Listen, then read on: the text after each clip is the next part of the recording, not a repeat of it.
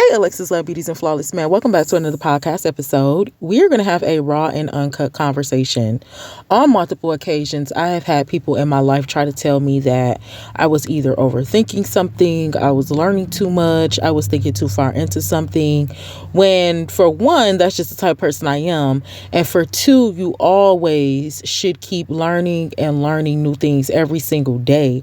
When you learn, that is how you grow. When you learn, that is how you know. When you learn, that is how you explore. When you learn, come on, Jesus, that is how you get yourself out of a box. Come on, Jesus. People always say, oh, think outside of the box, or you're not thinking outside of the box. Set a short-term and a long-term goal, but you can't do those things if you're not thinking. You can't set long-term goals if you're not learning and researching about how to actually do that.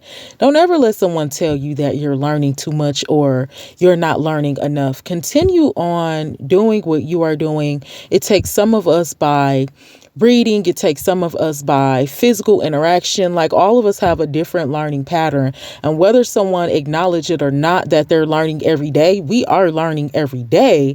We just move so fast in life. We don't take time to slow down and evaluate our day. We don't take time to slow down and evaluate our emotions and our feelings and what we talked about with somebody and how that, played out. So this is why we overlook the fact that we are learning every day, but we are learning every day.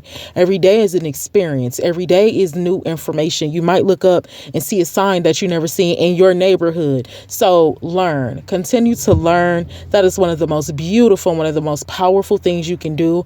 Just like this thing happened with Trump. Y'all know we ain't even been talking about politics, but he came out with this crypto coin.